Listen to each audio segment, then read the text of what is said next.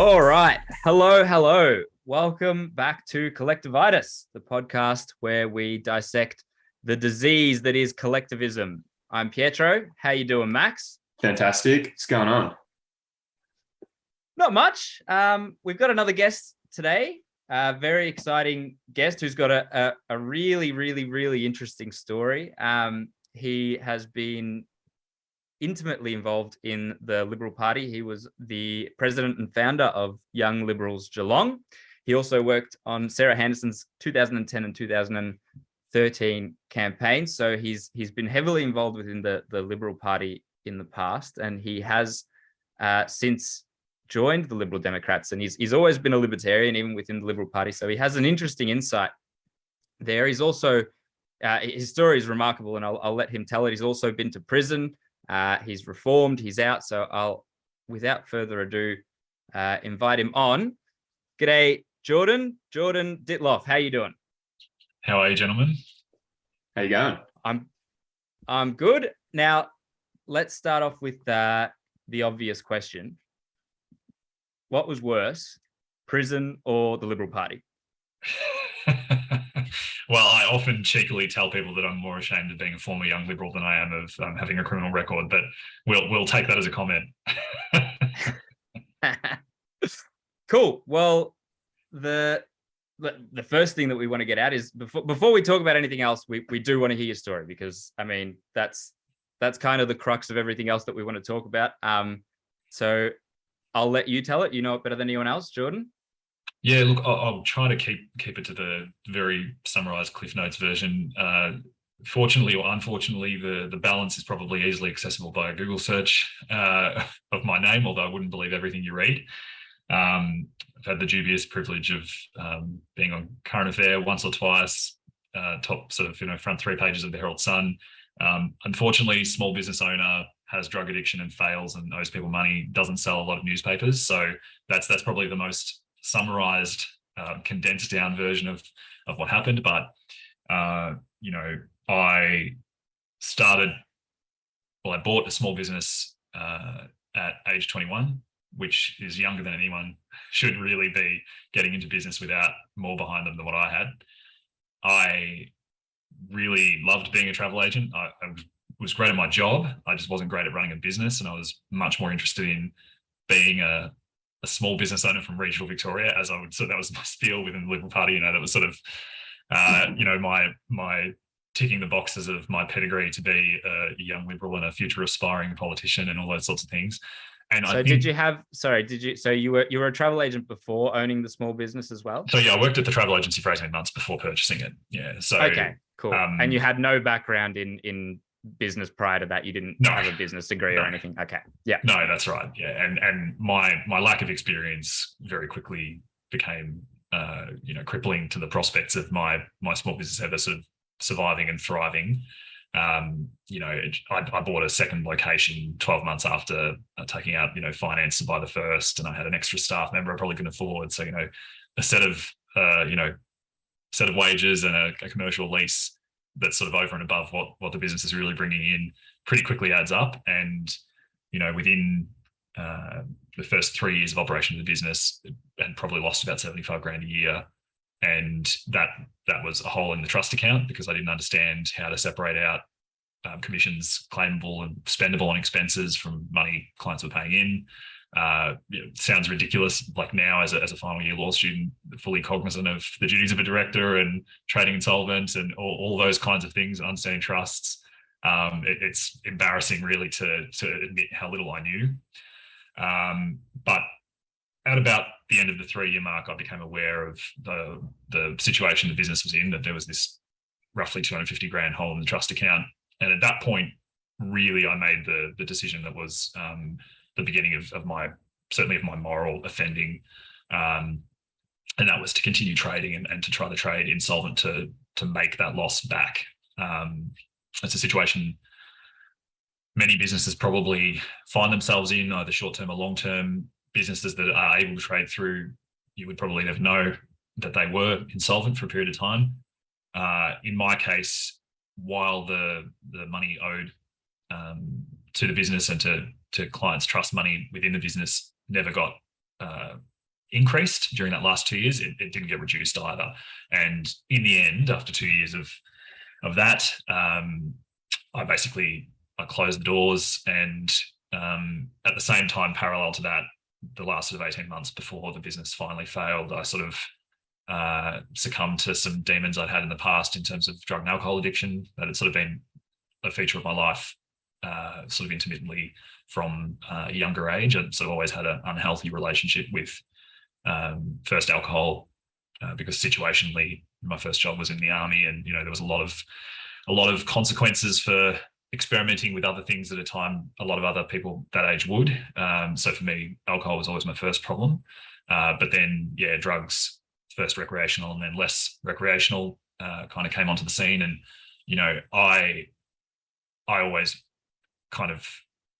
I think I used drugs to escape from the stress of the business, from the situation I felt trapped in. I never used money from the business to support my drug habit. Instead, sort of recreationally, sort of small scale drug dealing to support my own habit. But the things I was doing and the way I was behaving certainly wasn't helping the situation the business was in. And what the business needed was outside help, extra finance, time and focus from me. And what it was getting instead was sort of more madness and chaos. So in a way, in the last 18 months before the business failed, I was sort of living two parallel lives, which both then collapsed spectacularly at around the same time. That period of time culminated in my being arrested while I was on bail for the travel agency related charges of theft, owing for the money that clients had paid for trips that they didn't receive. And I was arrested while on bail for drug trafficking charges. And so suddenly I found myself going from a huge amount to worry about to very little to worry about, in a way. And to give you an idea of how crazy my life had become at that time, the first overwhelming feeling I had on, getting a tap on the shoulder and saying, are you Jordan Dittloff? That was the sort of prelude to my arrest, was a feeling of relief. Honestly, I felt like, okay, it's done, and because my life had just become so unmanageable. And so I saw no way out of the situation I got myself into. So I probably slept the best sleep of my life the first night I was in prison. And the rest sort of went on from there. Well, that tap on the shoulder is probably you knew it was leading to some reform, I suppose. And like you said, your life was unmanageable. So in a way, that's first step. Honestly, at that stage, it was probably more physical relief than psychic or moral relief. I don't think, I appreciate your charitable characterization of the source of that feeling. But honestly, I was still very unwell in terms of in my mind. I had all these delusional ideas about how I was going to repay the money back. Even back then, I still maintained that I would make right what I had done wrong and that I would repay victims of my offending. But, I thought that I was going to, I don't know how I thought I was going to do. I couldn't even tell you what, Jordan of 2015's plan was to do that. But, I just really didn't understand the situation I was in. I didn't understand that I was a man on fire at that stage. My life as I knew it was unraveling at a rate of knots. And had I not been arrested when I was, I think it would have only been a matter of 4 or 5 weeks before I probably would have had a far more permanent fate than what was in store for me. So I was really running to the end of my tether. And I think even then I kind of knew that subconsciously, but I certainly didn't know what life might look like afterwards. The experience of going to prison, it was really a situation where I thought that the worst thing that could ever happen was that I would go to prison and my life would be a failure and that people would see me as that. And in my head prior to that, that was the end. I didn't see that there could be life beyond that there could be sort of any future, much less any future that didn't involve reoffending and continued drug abuse and addiction. Like in that first couple of 4 to 5 weeks, I think in that first period of time when I was in prison, I just thought that was going to be my life. I really didn't. I couldn't even think about what would happen tomorrow or a week or a month from now. I wasn't in touch with my parents. The first 4 or 5 weeks I went to prison, I sort of felt so ashamed and so disappointed in myself and the way I'd let myself down with my values and my sense of what was right and wrong. And like I said, I just thought it was, I somehow, it's weird thinking back on it, I somehow thought that like the world would just kind of end, like as in that I didn't really think about what happens the day after. And in that time, I sort of, for whatever reason, I sort of had this sense of self or sense of purpose, or I don't know what you want to call it, that I sort of clung to a bit like, you know, a raft in the ocean. I just felt like I was buffeted and I didn't know, I was just in such despair. I didn't see any hope or positivity in the future, but I also didn't want to give up. And I somehow clung to that sort of shred of self long enough to then, after that 4 or 5 week mark, start, I guess, looking around, working out what was happening, and experiencing that the day after, I guess. So what what happened at that 4 or 5 week mark that started shifting it? Was it just a matter of time heals and eventually you kind of had to deal with your new reality, or was there like a turning point? I think some of it was physical. Like I think the process of getting, you know, all the drugs and other influence and everything else out of my system, you know, physically getting 3 square meals a day and living in a structured environment, I think some of that kind of brought me back to myself. My mother actually somehow managed to get a note to my cell while I was in prison from some prison officer that she called and said, look, my son's in prison. I haven't heard from him. This is his name. This is where he is. Can you please pass him a message to call his mother? And so I came back from my prison job to my cell to find a note saying, call your mother, under my prison cell door. I kid you not. And I thought, of course, my mother would find a way to get a message into a maximum security prison, you know, because she's a very formidable woman. And I just thought, and it's sort of like, I don't know, it just snapped me out of it. I was like, I can't hide from what has happened. I have to, like, I'm not dead. Society won't kill me. Like what I've done doesn't warrant that, but somehow I've got to reconcile with what my life is going to look like going forwards. Like I am going to be here. This isn't the end. The sky hasn't fallen in. Like what I thought was the worst possible thing ever, it turned out was just going through the looking glass. Like it wasn't the end. It was just the start of a different chapter. And so you've obviously reformed yourself a bit. You've come out of this a much, much better person. What do you attribute that to? Would you say the prison system worked, or did it fail and you were just a shining light that came out the other end? Or what would you attribute it to? I think the prison system is designed to house people. The prison system is not overly concerned with what you do with your time while you're deprived of liberty. The prison guards nowadays say that their job is to ensure you are there. The punishment is not the environment. The punishment is that you are deprived of your liberty. That's the theory. There are environmental elements of the way prisons are designed that do more than that are punishment in the way they're designed. But in terms of the system, when you're on remand, which I was for the first 9 months, you don't qualify for any programs because you're not sentenced.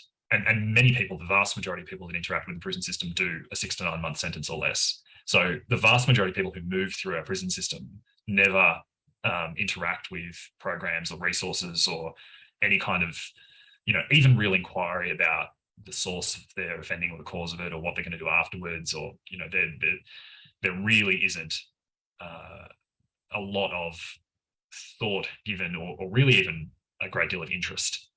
If you don't do the wrong thing, if you don't bring in contraband, if you don't draw attention to yourself or behave antisocially in prison, the system more or less leaves you alone, which is that's another odd experience that a lot of people would find difficult to believe.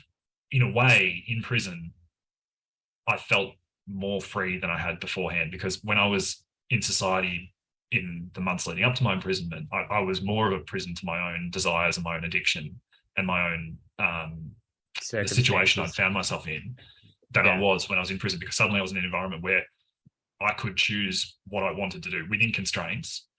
And I think instinctively I started by just setting goals one day at a time. Like it wasn't for any greater purpose. I thought, like, what can I do? What things can I do while I'm here in this experience to actually make it worth something and take something with me afterwards? And the answers I came up with were, I got into the gym, started training. I'd never set foot in a gym in my life before I went to prison. I sort of always associated gyms with people that were right into sport in school and kids that would be like bullies or jocks or whatever. And I never really played team sport or anything like that. Like, I know you guys are mad soccer fans and stuff, but like I never did anything remotely physically active. I took the opportunity while I was in prison to do that. I joke that I had a free gym membership for 27 months, maybe not. But, and the other thing that I resolved to do is that if it was possible, I would start to try to do further study. So I found out that you can actually apply to be a distance education student through open universities. There was a pathway to allow university study while in prison. And because I'd never done a university degree, my highest qualification was like a Cert 4 or something before that. And I'd had a couple of abortive attempts at uni that just never panned out because of addiction and lack of interest and all that sort of stuff. And so, I thought to myself, I'm here for this long. Once I got my sentence and I knew I had 27 months, I thought I'll try to use the time as best I can. And so I started doing an undergraduate business degree, and I'll always remember the first subject I did in my business degree was principles of economics. So microeconomics. So it was pretty much just basically, supply and demand, all that basic stuff. But the first sentence of that textbook, I'll always remember, because it said the primary objective or the sole objective of any enterprise is to maximize profit. And at that point, when I read that first sentence, I realized that in both my travel agency and my drug businesses, that was never, like, they were never commercial enterprises that were designed to maximize profit. That was never what it was about. There was so much other stuff going on that I was trying to achieve, or that I was trying to bring into being through those endeavors that were unrelated to the primary principle of the fundamental principles of the market and having a business. I used and abused and sold drugs because I wanted to satisfy things within me, for social connection, for feeling wanted and feeling accepted, all these other things. And it was a pretty incredible, it was a really, really pivotal moment that came from, principles of economics. That's interesting. Well, you mentioned that you starting a small business was also somehow like tangentially related with trying to fit in with the idea of the small business owner within the Liberal Party. And again, that's a motive that's outside of purely making money.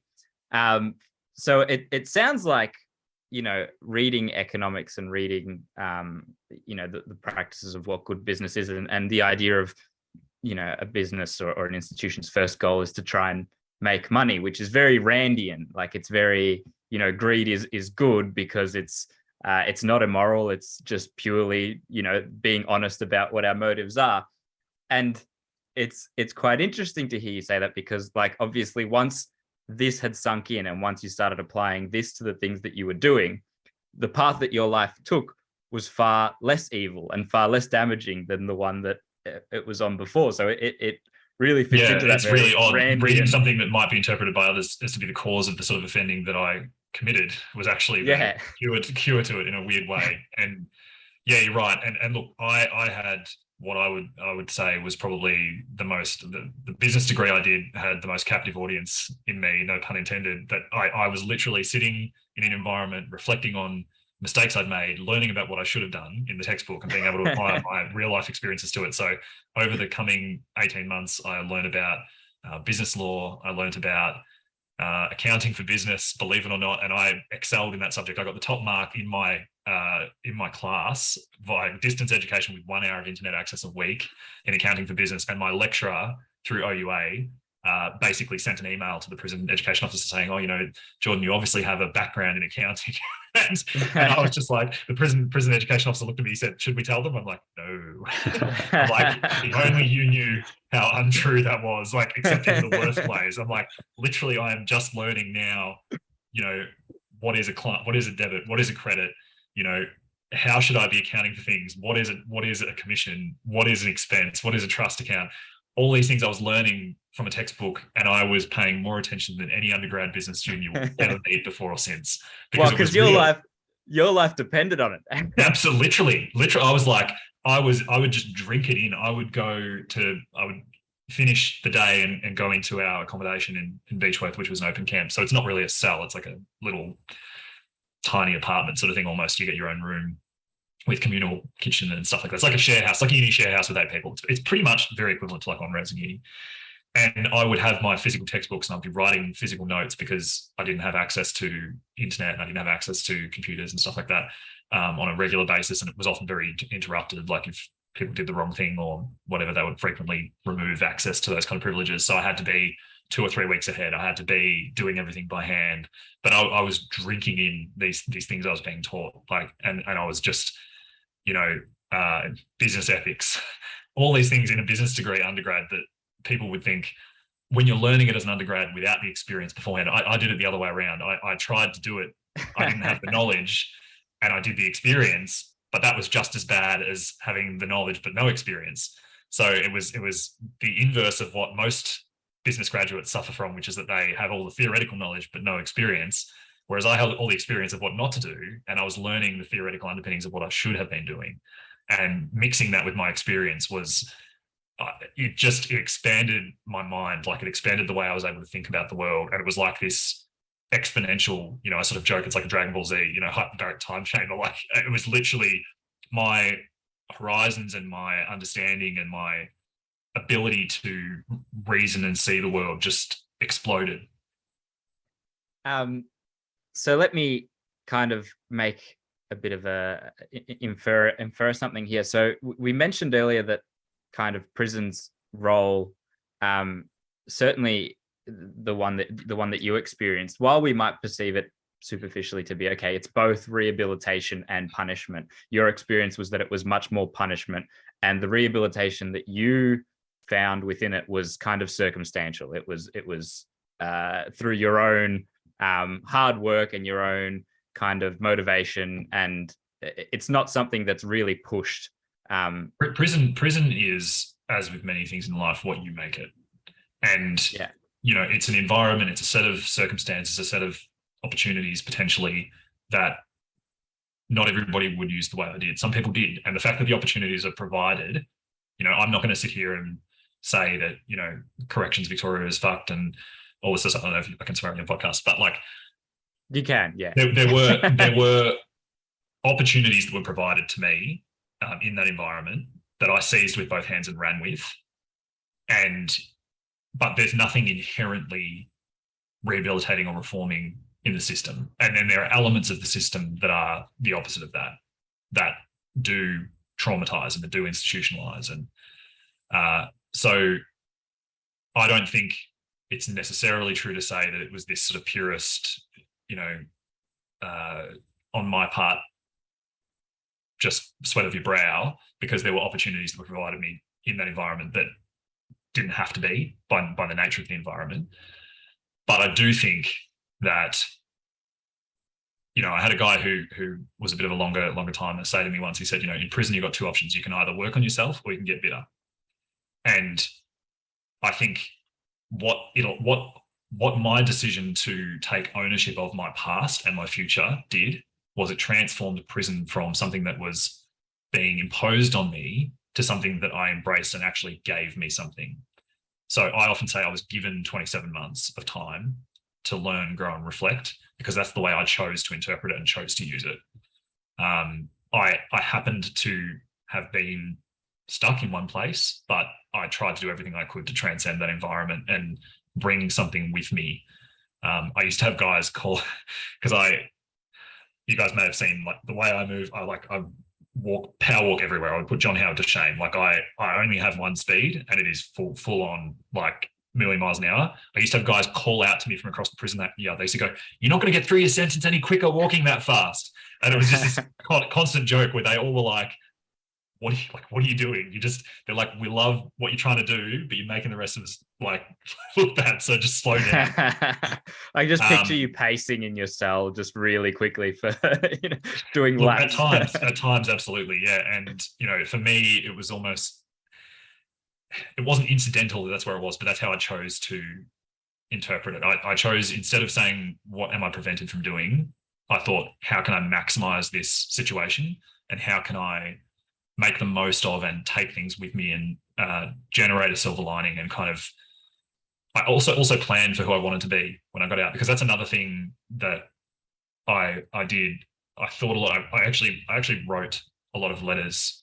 I had a lot of correspondence where I wrote letters to people, and I received a lot of written correspondence as well, which was amazing, because it's almost this real lost thing where you're sort of receiving a letter and sending a letter and having to organize your thoughts in a way that is longer form but permanent. You have to consider what you're writing before you write it.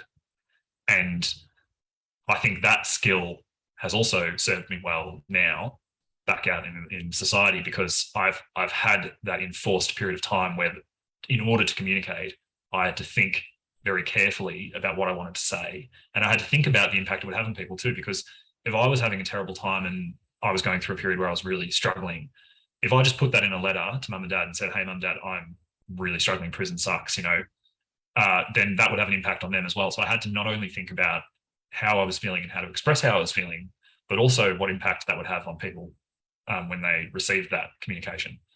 So I had to measure and balance and voluntarily constrain myself in a way that I'd never had to before. And I had to defer instant gratification. When I was on the outside, before I went to prison, I would have all this drive and motivation, but it would have to be yesterday. It would have to be straight away, instant. I didn't have the ability to say, "Okay, here's my goal. This is where I want to be in 3 years." In prison, I had to do that. If there were goals I had that I wanted to achieve, I had to say, "Okay, in 12 months' time, in 18 months' time, this is what I want." And I had to work at that and chip away at it and advocate for it and push. Like, the system is resistant to things, but it's not impossible to make things happen. As an example, like I bought some board games in. Settlers of Catan is a board game, sort of like a resource thing. It's a bit like Risk, but dumbed down a bit. And I got that basically ordered in by special order. So I had this board game that I got brought in, and every weekend after that, I would basically get access to a room in the prison on the weekend for guys that didn't have visits, and we would play Settlers of Catan on the weekend. The first time I did it, it was the hardest thing in the world to do. I had to get special permission from the governor. I had to organize to get the place opened. They were like super skeptical about what we were doing. It was incredibly difficult to make it happen. The next week was a little bit easier. By the time I left that place, Beechworth Correctional Centre, they would like call it out over the loudspeaker from the centralized thing. They're like, "Settlers of Catan now on in room 5," and I basically would have it open. It would already be open. I wouldn't have to ask about it. And it was just, yeah, there's a book by Bryce Courtney called The Power of One. And in that book, the main character goes into a prison and like helps out, and he learns boxing from this really old prison guy who's been in prison for ages. And the older guy who's been in prison tells this young guy, PK, he says, "What you have to understand is that the prisoners live here. This is our home. The guards come here to work. And if things change 5 centimeters at a time every day, in a year, a chair will move from one side of the yard to the other, and the guards will not notice." And that was true. That was, you can influence, but you have to influence under extreme constraint. And it really forced you to think about what was important. What did you want to achieve? You had to set goals that, because you didn't have infinite resources and you knew how hard things were to get, you had to think about, what do I want, in a way that often we don't have to. And I certainly hadn't had to. I want to jump to the side. Sorry, Pietro.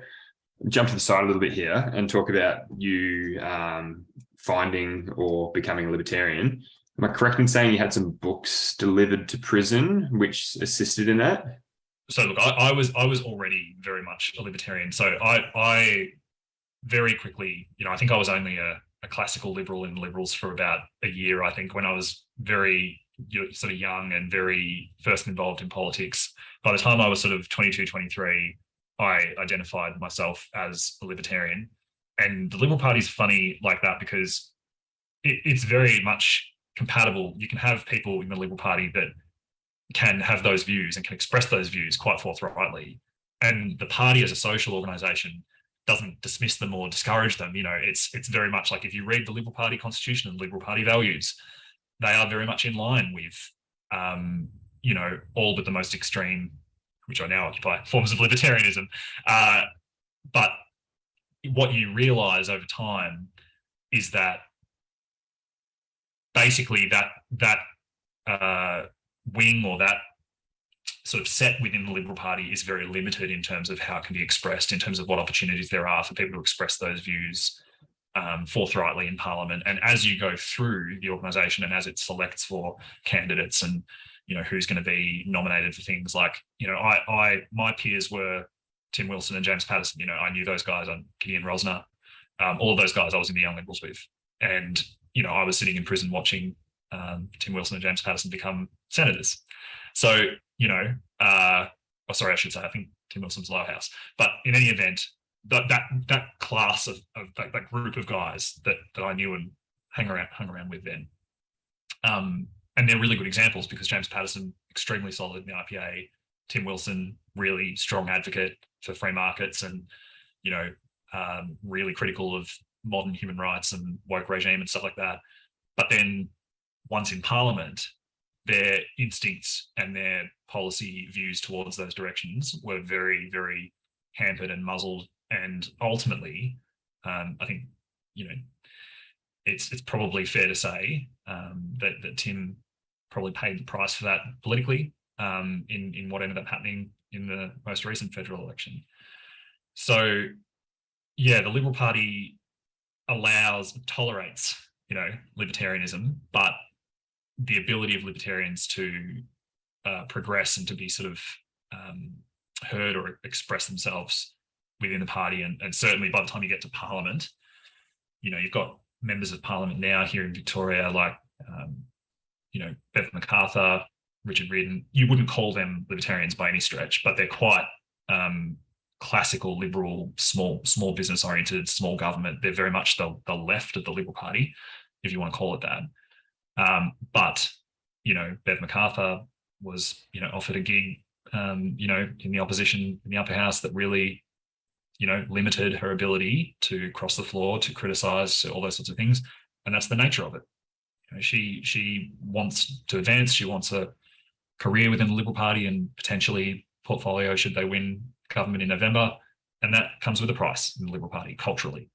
So, yeah, I think, and during this time when I was in the Liberal Party as a young Liberal and a Libertarian, you know, I would be going to things like Liberty on the Rocks in Melbourne back in the day when, you know, Tim Andrews and Zeev Vinokurov and other guys were running that. And they would always be like, what are you doing in the Liberal Party? Like, you know, you're a libertarian. Why wouldn't you come and join the Liberal Democrats? And I would always be like, oh, it's a broad church, and how are we going to affect change from within? How like, can't we be the conscience of the Liberal Party and make them better? And I used to say to them, you should be in the Liberal Party because then the Liberal Party would be better. But what I learned over time, and this is completely aside from my journey into prison and drugs and all that sort of stuff, just politically, you know, I realized over time that there was never going to be that kind of change, that the centrifugal forces that sustain the Liberal Party and that prioritize elected representation and winning power, like they're increasingly a parliamentary party rather than a political grassroots party. They're a parliamentary party that their priority and their you know, raison d'etre, their core reason for being is to be in Parliament and to be in power, parliamentary majority. And that prerogative will always override the elements of the Venn diagram that overlap with libertarianism. So is it correct to say that your sort of journey from the Liberal Party, always as a libertarian, but towards the Liberal Democrats in realising that you couldn't actually affect change with the Liberal Party, was concurrent with your journey from, you know, through prison and out of it? Is that Did they happen kind of No, simultaneously? I think prior, I really, I even though I was still a member of the Liberal Party when I went to prison, That's I'll go back to that in a the second. headline Pretty I was just trying to make the gag that you were a criminal when you were a Liberal, and now that you're reformed, Yeah, you're a Liberal no, Democrat. look, Does that apply? It's interesting. I appreciate the joke, but what the reality was in many ways more funny because truth is often stranger than fiction. But I think my journey away from the Liberal Party politically really cemented in 2014 in the lead up to the 2014 state election, because people don't remember this. You know, first Ted Value, you know, Red Ted, and I think those comments were pretty accurate in the end, because, you know, he woke up one day and decided, I want to ban solariums, ban it. Just a whole industry, people that had, you know, imported extremely expensive equipment, whatever, essentially banned overnight because of perceived risk and the fact that people can't be trusted to utilize a service without getting cancer. And then that's the, you know, it's the whole premise. And to manage their own risk and to make their own decisions. Yeah, well, that's right. And then Napthun taking over from Value and running the state election campaign in 2014 on the platform of jobs and growth, and then wondering why that propelled a premier into power that the Labor Party never wanted to be premier. Daniel Andrews was meant to be like the caretaker during the off year when they never had a chance of winning election. And then suddenly he was the premier. And the Labor Party was like, oh shit, what do we do now? So Daniel Andrews was never meant to be the leader of the opposition that became premier. That was his factional position as leader of the opposition in that election in 2014 was entirely a creature of the factional system, and it wasn't meant to be the election they won. That's what people don't understand. So the election they planned on winning, was it meant to be more of a moderate? Is that? Well, you know, in essence, the Labor Party internally, their factional system, they, you know, rotate through leadership. Everyone gets a turn. There's factional systems that dictate who gets what things. I don't pretend to know the full internal workings and machinations, but I can tell you that the Labor Party was as surprised as anybody in 2014 when they won. And, you know, we have to remember that it was the lack of principles and the lack of, you know, classical liberal / libertarian values that resulted in the current government we have. And that was entirely due to the Liberal Party's policies and decisions and commitment to corporate welfare. Like, you know, in 2014, before the election, we had huge subsidies provided to, you know, Linfox for Avalon Airport. We had huge subsidies provided to SPC Ardmona, which is a trading name Coca-Cola Amatil kept for the purposes of hitting up the government for corporate welfare, to build this new factory that, like, they would have gone, oh, they couldn't possibly have done without government money. Well, you know, that's just not the case. And so running an election campaign in 2014 on jobs and growth against the Labor Party turns out to have been a pretty bad idea. And when that happened, when the Liberal Party, I almost said we, because that was how it was at the time, when the Liberal Party lost government in 2014 at state level, I had all these friends who were staffers working for Liberal politicians and stuff like that in government. And overnight, they went from being completely silent on this whole host of issues like transport, infrastructure, all this stuff, to going, oh, what is the Andrews government going to do about this? And I'm like, hang on a second. You were in power for 4 years, and these were completely unspoken about issues. And overnight, you're good to go on the attack on all these areas as if you weren't. And it made it really clear to me how much the major parties, its tribal football mentality, you know, it's not about like, there's nothing that they could say that you go, oh yeah, you know, that's a good point. Even though we disagree with you on many things, we will support this because it aligns with our policies. It's all about populism. It's all about polling. It's all about the short-term sugar hit of maximizing announceables and all that sort of stuff. And it just really made me realize, you know, this isn't where my future lies. So I was, as I said, I was still a Liberal Party member at the time that everything unraveled spectacularly for me. And that was probably a big part of the media attention my offending generated. You know, it probably got a bit of an outsized footprint compared to what it might have warranted, because I was putting myself out there as this, you know, future politician, you know, princeling in waiting. That was the way I was conducting myself. And I was almost using my business and using the trust that my clients had placed in me to try to pursue that. And elevate that status. Yeah. Yeah, exactly. So I put myself on a pedestal that then made my fall from grace more spectacular. So, Yeah. and that's a part of the consequences that was my choice and my consequences specifically. When I was in prison on remand in those first couple of months, I got a letter from my lawyer, who I knew from the Liberal Party as well, and he was like, "So the Liberal had that we had the general meeting or whatever. It came up whether or not we should expel you from the party. They lost that vote, so I wasn't expelled from the party." And I'm trying not. It's not funny that I was in prison, but the funny part is that the Liberal Party, weirdly, even while I was sitting in a prison cell awaiting justice, I actually won this vote not to be expelled. And so I resigned. I wrote them a letter from Port Phillip and I said, in interest of not bringing the party to disrepute and not further engaging the party in this, media stuff around my offending, I hereby resign.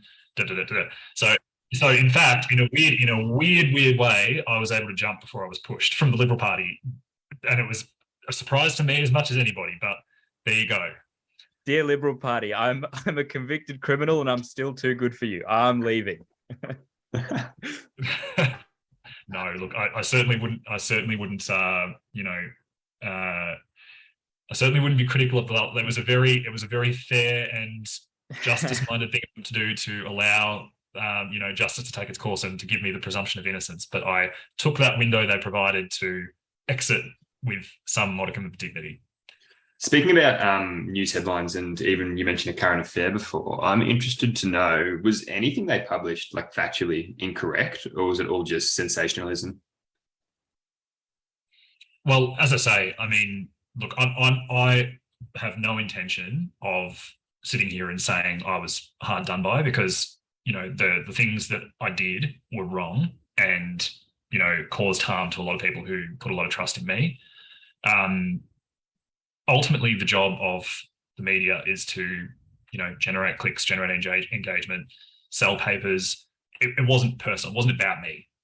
The only thing that I will say that I did remember and I did just store away and keep for future, and I'd like to use this as a springboard to talk about like the steps I took with relation to my offending afterwards. But one real motivator and one real thing that I'll always remember is when I was sentenced to my travel agency offending, Current Affair did a follow-up story. They actually used footage of me getting bail originally in the story. And so when I got back to Port Phillip prison, having been sentenced, all the guys were watching the story and they thought that I'd gotten out because they saw the footage of me like walking away from court that they replayed from when I got bail originally. And they were all like carrying on and going, yeah, good for you. And whatever. And then when I got back, they're like, oh, we thought you got out. I'm like, no, clearly not super great on the attention to detail or paying attention. But anyway, in that story, I got back to Port Phillip prison in time to watch this story about myself, which was surreal in itself. But I saw the journalist say, Mr. Dittloff claims he's going to repay victims of his offending. And she had this kind of smirk on her face and she goes, but it's hard to see how that's going to be the case. And I thought to myself, all right, we'll see. You know what I mean? Like, we'll see. Challenge accepted.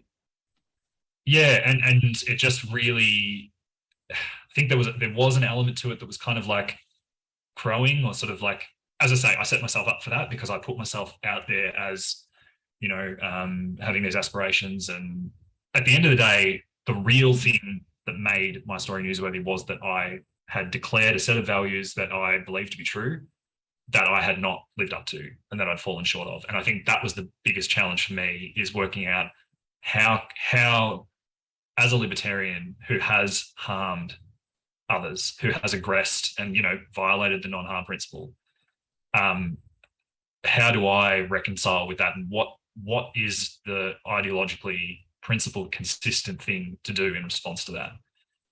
And, what many guys in my position did that I knew that were in prison for the same kind of offending as me, they declared bankruptcy. Some of them would transfer assets across to someone that could hold it, or, I didn't have any assets to transfer, unfortunately. But,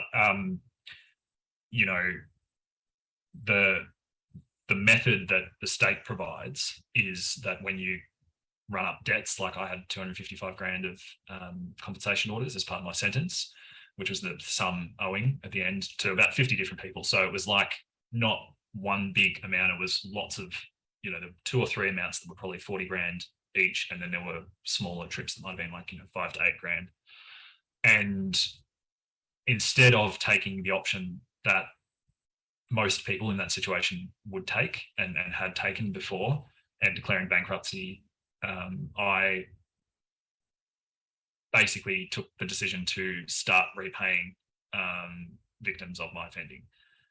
And I'm really, really grateful to my parents and the influence and support I had from family during that time, because they, I was really listening to a lot of those voices that were saying in prison, oh, you're doing your time, you're already paying back your debt by doing the sentence, you're just going to be doing 2 sentences by repaying money. And those things were, in that environment, the things that you want to hear subconsciously. You want to be told, well, it's okay, you don't have any responsibility to the people you've harmed because the state's imposed this sentence on you. But I knew that wasn't right, and my parents helped me see that I didn't have to wait. So it was never a question of whether I would. My thought at first when I was in prison was, I'll have to wait until I get out to start repaying victims, because if I'm repaying $50 a month from my prison wage, that's nothing, and that's going to be like a slap in the face to people, if they're receiving such a small amount. But then mum and dad helped me see that really people are expecting zero. People are not expecting me to repay this money at all. So if I can start the process of doing that while I'm in prison, then the impact that will have for me and my rehabilitation and reform, and for the people that I've harmed, because then they'll know, like, okay, let's see what happens here. This isn't what we thought was going to happen. Let's see. And, to this day, since that time, I've basically repaid $150 a week after I got out of prison. Like, my ability to pay became greater, and so the amount I repaid became greater. But at first it was $50 a week, then $100, and then now, as someone on a salary and earning, reasonable money, I'm paying $150 a week to the Geelong County Court, and that gets distributed then to victims of my offending. So that's not a automatic garnishing system. That's not something that just happens. That's something that I do and I've pursued and maintained, because it allows me to walk down the street with my head up and plan a life going forward, and know that I am making good on the harm I've done to others, that I am repaying my civil societal debt, not just my legal debt. So, I think for me as a libertarian, that realization, and that freeing realization of, okay, this is not the sort of harm that can never be undone. And I met guys like that, people who had, drunk driven and killed someone in a drunken driving incident. Like, that is a sort of harm that is very difficult to ever directly repay. There are steps that people can take, and a lot of people I know in that situation, talk to schools and, do what they can. But I realized, like, I've made mistakes and I've done damage and harm, but it's nothing that I can't repay over time. And at the end of the day, whether it's in 10 or 15 or 20 years time, the feeling I will have when that debt has been repaid will be priceless. It's an investment in my future and my moral ability to exist in the world as it is. And yeah, I think that sort of allows me to continue living consistently with my values. Do you think that highlights a flaw in the state's sort of method there? Well, I mean, certainly it highlights at least something, that for them, the debt to be repaid was purely the time. And if anything, that hampered your ability to pay your own moral and the actual, physical, tangible cash money debt. Is there something inconsistent there with the state's punishment not actually addressing the root cause? Like, for them, once the debt was paid in terms of time, that was it, and it leaves something to be desired. It leaves something missing. Is that do you understand what I'm saying? I do. And in my studies now, I'm doing my postgraduate law degree, now, and I'm in the final year of that. And it's something that has been alongside those studies and something I've looked into and researched pretty extensively and the answer is this, that many people see rehabilitation not just as having the dimension that you've described, what I would call legal rehabilitation, which is that, you know, the state's imposed a punishment, you've served your time, therefore you are rehabilitated. That's the definition of legal rehabilitation. Your debt to the state is settled. Now, where that debt arises from is that the state imposes itself in between the victims of an offence and the perpetrator, and sort of take on this mantle of, you have actually committed an offence against the state, not against the victim.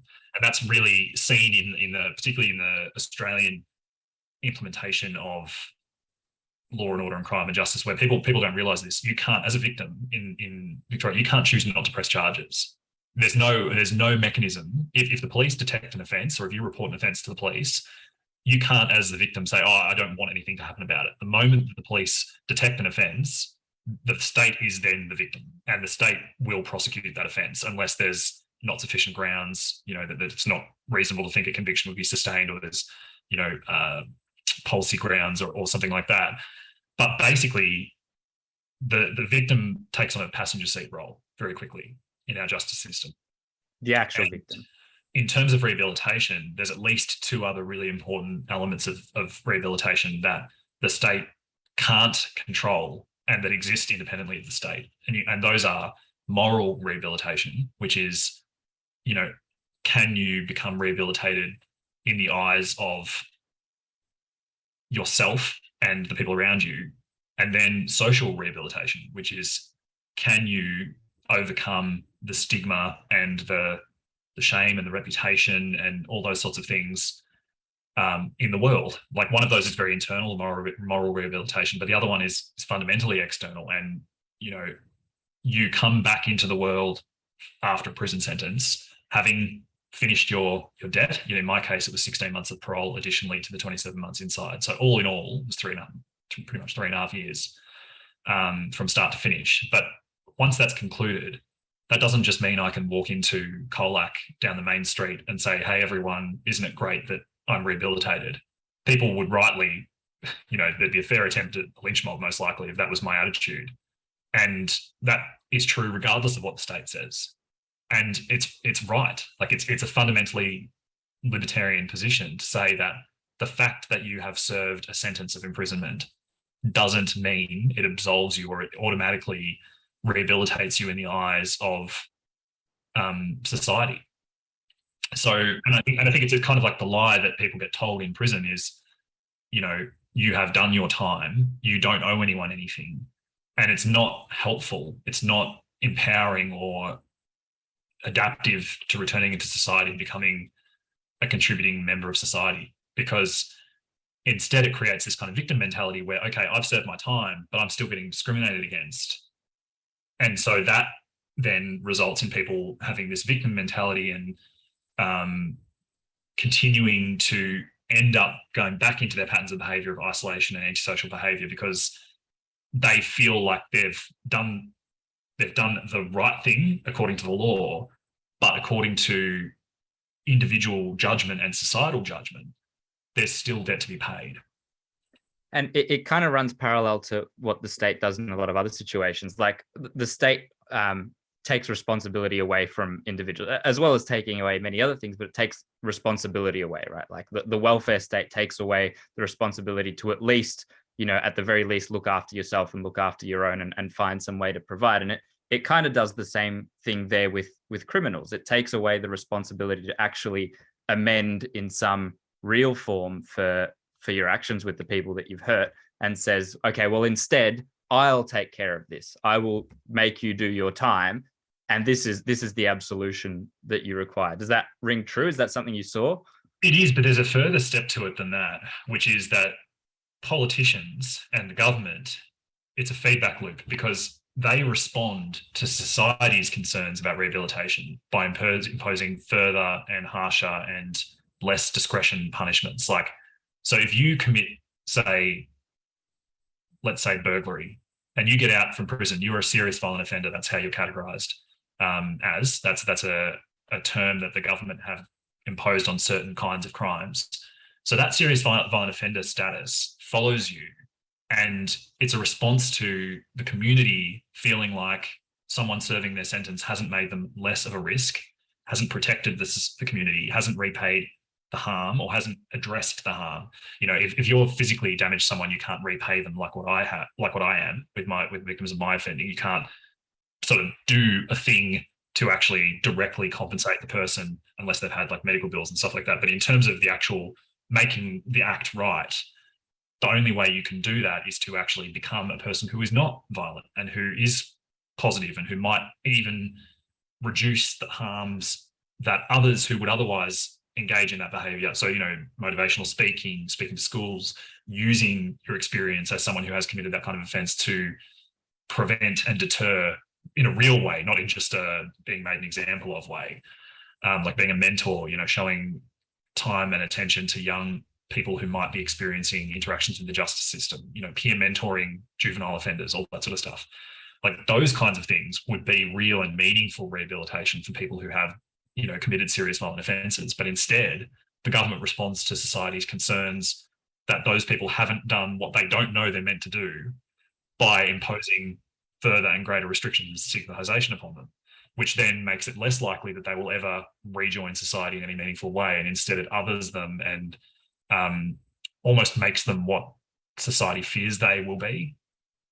And so, yeah, it's more than what you say. It is that, but it's also the government then is stuck in this feedback loop where they're responding to community perceptions of risk that arise because people, the prison system doesn't even claim to address the social and moral rehabilitation issues identified. And so the void is filled by community concern, which is then responded to in law and order legislation. And we'll see that.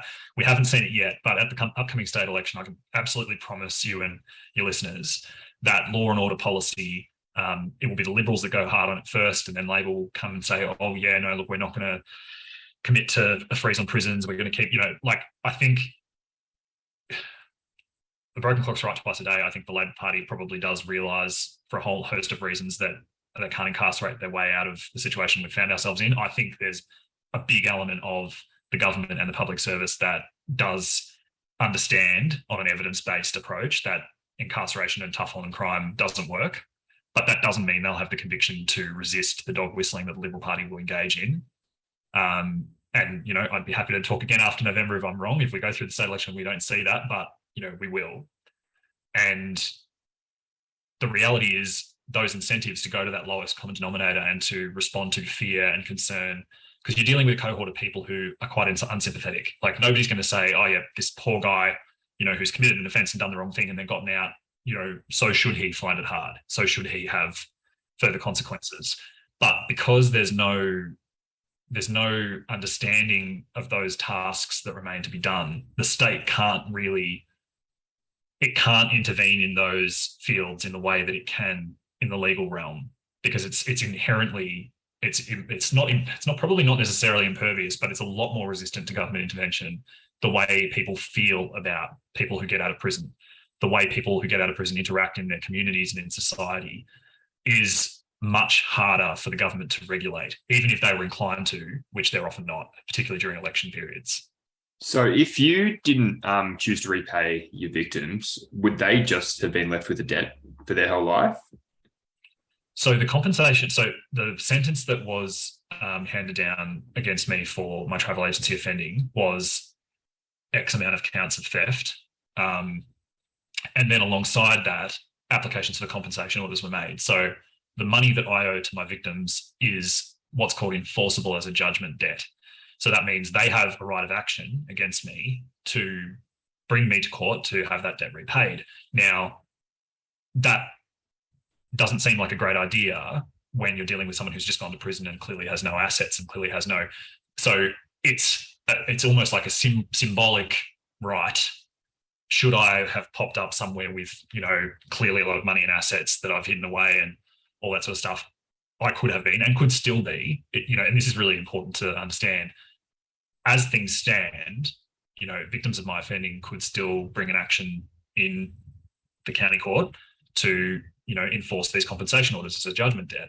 And one of the reasons that hasn't happened, I'm certain, is because I have proactively been repaying those debts. And they might think, well, rather than spend money on legal fees to try to get money that doesn't exist in bulk form now, I would be better off, because in reality, and the courts understand this, the courts have a very developed and refined understanding of rehabilitation and justice. It's the government, as in the parliament, and this is one reason why, if we are to have a state, the separation of powers is so crucial, because the court's understanding of rehabilitation is quite expansive. The courts define rehabilitation as someone re-entering into society as an honourable, law-abiding citizen. So that is a very libertarian take on what should happen. So the courts are very, very good with stuff like that. But basically, the reason people might not do that in this instance is because it's better off. The courts see rehabilitation and community protection as synonymous. They see community protection as being served ultimately best by rehabilitation. So it's that argument of, if someone owes you money, are you better off smashing them into the ground, or are you better off giving them wiggle room so that they can repay you? And so for me, it's like the more I can rebuild my life, and the more I can, rebuild a capacity to earn money and have some measure of success and rebuild my life, the more quickly my victims will be repaid, the way that I am approaching it. And that's, I think, something that isn't an argument often made. I don't know if it's ever been made in Parliament. And I think in policy circles, I think it's an argument that probably could benefit from being made. Like, instead of saying these people are not like us, they have wronged society, therefore they must be stigmatized and excluded and further ostracized so that they will probably fall into that pattern forever. Like, how can we redeem those people? How can we move that group of people from people who are stigmatized, exiled almost, in addition to their sentence, and therefore then trapped into this cycle of reoffending? How can we move those people into a productive pro-social community space? Yeah, look, all very difficult questions. And do you think there is,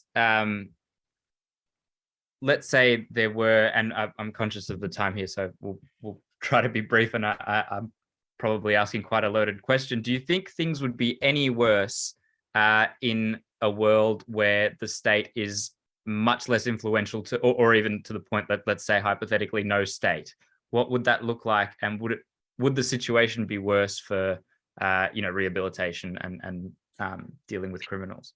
Well, I think without needing to go to the extent of considering if there was no state, I think even looking at things as they stand, I've described some of the consequences of criminal record and a consequence of being in prison as very much based in society. And so too are the solutions to those problems now. We don't need to wait until this hypothetical libertopia that libertarians love to talk about, where the state doesn't exist, to solve problems without the state. And in fact, I would say that solving problems demonstrably without the state and addressing problems that arise independently of the state with solutions that arise independently of the state is the surest way to see the eventual decline and hopefully evolution beyond the state. And so on an issue like this, I think rather than say what would happen if, say what can happen when. And, you're dealing with a problem that has eminently libertarian solutions. So once someone is released from prison, from that moment onwards, or once they're released from their parole or whatever their orders are released from, they're back in society. They're free. Their liberty is fully restored. Community, parallel societies, volunteer organizations are the way to solve this problem. They're the only way, sustainably, both in terms of funding and in terms of being based where the problems exist. So, private industry, workforces, realizing that people who have had a criminal record, if given a chance, are an incredibly valuable source of human resources and profit. I work for a company that gave me a chance when I washed up on their shores 2 months after leaving prison and said, I've just gotten out of prison, I'm looking for gainful employment, here's what happened. And they said, come back for an interview next week. And I'm still working for that company 5 years later, even after completing an undergrad degree and nearly finished my law degree. Like, they, in giving me an opportunity, and it's not a charity thing, right? Like, they've given me an opportunity, they've taken a risk, but they've also gained reward because they've got someone in me who you know, I've put so much time and energy and thought and applied my lessons learned and all that sort of stuff to their business and to increasing, you know, to helping turn parts of their business around that were struggling from similar problems to what my business did that I now know how to solve. And I'm sure they've gained a very loyal employee that like forever kind of grateful and that sort of thing as well. Yeah, absolutely. And I'm incredibly conscious. Like, you know, I've had times where I've thought, oh, you know, is this really where I still want to be? But like, I have repaid that investment and that risk in them. And there would be so many people who, you know, employment and education are the two biggest factors mitigating against reoffending. And both of those things can be independent, like employment in particular, educating employers, talking to and advocating, saying, do you know there's this whole workforce out there that would be incredibly grateful for work? They've been working in prison for like $12 a week, doing work that sometimes is harder than what you wanted them to do, and you want to pay them an absolute shitload more. And moreover, they're not expecting to be given an opportunity. So if you do, then you've got this incredibly motivated, incredibly loyal, you know, employee that benefits your business.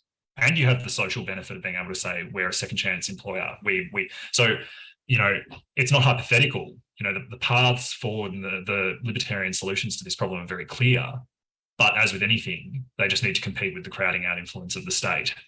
So, well, that's why it has to be imaginary, right? Because it's very difficult to imagine how this, or to envisage how the state might relinquish that punishment aspect to it all, and how when you say that, Pietro, I feel the same way about your comment as I feel about that current affair comment who says it's difficult to imagine how Mr. Dittloff will ever repay his debts. I am solidly intent on proving you wrong. So we'll talk about it. I hope we'll talk about it in 30 years' time.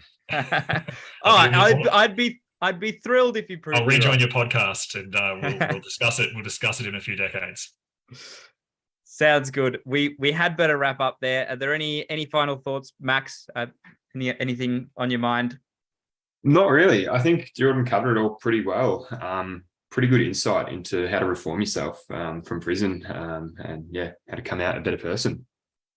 And look, I think, you know, I had the pleasure of watching your previous podcast with Mr. Curcio, and as a raging nerd myself, I really appreciated the Game of Thrones references. And I would say the only thing I would add to them is, you know, if you are Eddard Stark and you're the one passing punishment and swinging the sword, what happens when you're not swinging a sword but you're putting chains on someone? And what happens when the punishment you inflict is not final and not lethal? Because there's so many more things to think about after that. And as a society, we need to think, what are we going to do with people if we aren't going to use that kind of harsh medicine? If we believe that it's wrong to kill someone, literally, then why do we believe it's right to consign them to a social death that could last far beyond their sentence? So I'll finish on that. Indeed. Well, we will end on that. That's very powerful. Thank you so much for your time, Jordan. It's been fantastic, and we look forward to having you on the podcast again, preferably before 30 years' time. You can come on before you prove everything that you said right. Thank you so much for joining us. See you guys. Cheers. Thanks, Jordan. See you later.